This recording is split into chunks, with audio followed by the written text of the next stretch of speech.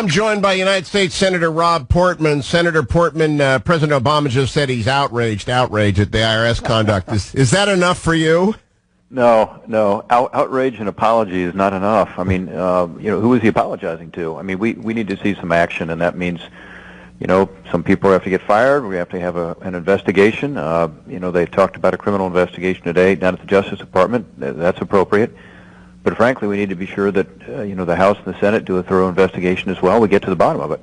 Now, Senator Portman, this went on in your backyard, in my home state of Ohio. Yep. At least it started there. I read the IG's report. Have you had a chance to read it yet? And I think it raises more questions than it answers. Yeah, I do too. I haven't read the whole report yet, Hugh, but as you know, some of the appendices apparently leaked out, which I read yesterday. And look, it wasn't just Cincinnati. It was California and other places where you had these questions being asked.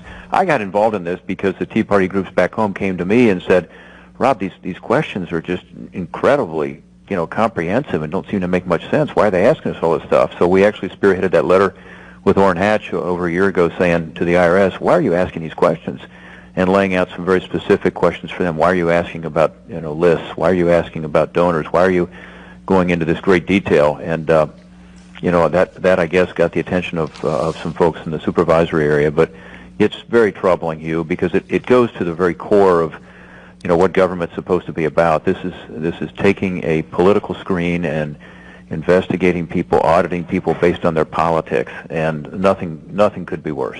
Now, Senator Portman, my colleague at townhall.com, Carol Platt-Liebau, used to work for Kit Bond, Harvard Law Review managing editor, real smart, did an analysis of this report and came up, and it's in a column over at townhall.com, that one of the key issues here is that members of the Senate like you and Orrin Hatch were misled. Quote, this goes to whether members of Congress were deliberately lied to and by whom, and whether their concerns were ever taken seriously in the first place. Do you feel deceived at this point?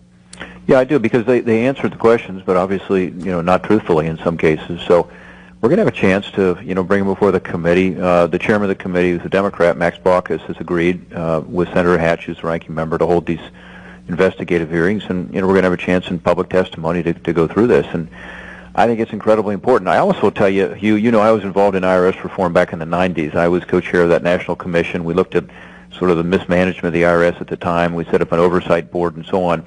The Clinton administration fought us on the powers of the oversight board, so they didn't have powers over this sort of thing. But that's one thing to relook at now, is to think, should there be an outside oversight board to look at these issues, not just of, this specific one, but the culture at the IRS. Now, you raise a great, the culture word, because you ran the OMB and special trade rep. You know how agencies function. They take their cues from the top, and a culture comes down. Even if you don't know what's going on in the fourth office on the seventh floor of the third building, they know what you're up to. Does the president bear responsibility for a culture of abuse if it's developed in intimidation at his agencies?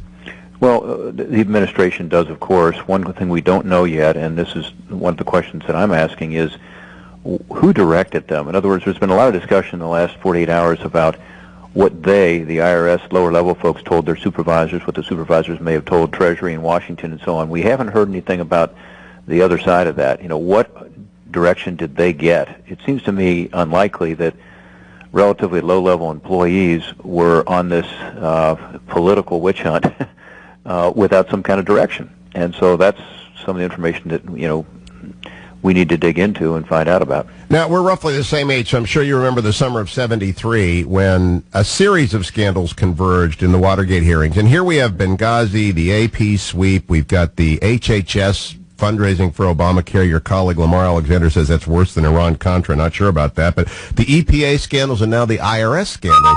Are we going to be treated to, 40 years later, the summer of '73 2.0? We'll see. I mean, it's seems to me to be a pattern here, not just at the IRS, as you say, but also at other agencies and departments. The HHS one troubles me a lot because I think, they actually went around the law to raise money they're not supposed to do.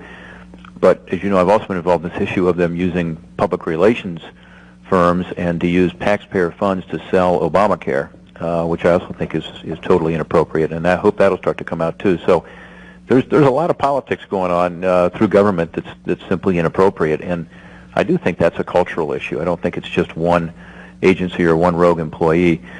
It may not be summer of '73, Hugh, because, there may never be another Watergate. Everything else, though, HHS Gate, EPA Gate, may add up to something that's bigger. But I do think this is going to be a point at which the American people face this fundamental issue. Does big government have all the answers? And I think our answer as Republicans has been, big government does not work for the taxpayers. It doesn't work because it's inefficient. It doesn't work because the left hand often doesn't know what the right hand is doing.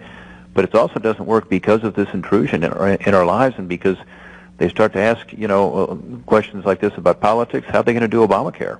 Let's finish up. Which is another big responsibility. Agreed, because Obamacare involves the IRS deeply. But the acting commissioner has resigned, and the president announced that of the IRS. He's quit.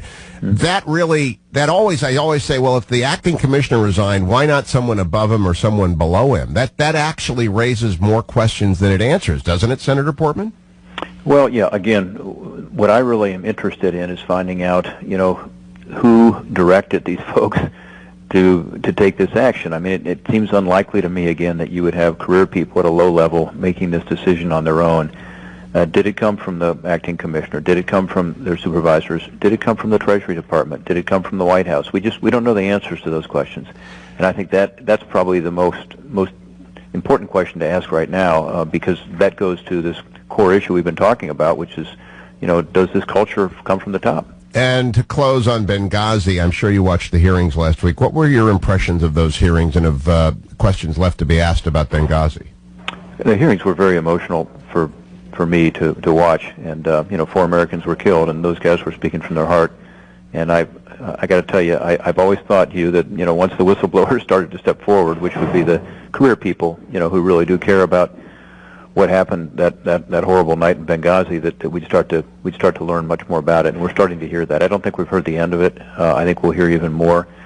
The one thing that I keep wondering, and I know that there are differences of opinion among the military personnel who talked about this, but even to have had a flyover of a C-130 or a fighter jet, something relatively easy to scramble and to get there would have made a huge difference. And so this notion that, gosh, we couldn't do anything because we didn't have special forces, ready to go, and they weren't in the vicinity. Those are the things that our military could have and should have been able to do, in my view, and that, I hope, is something that we will learn much more about.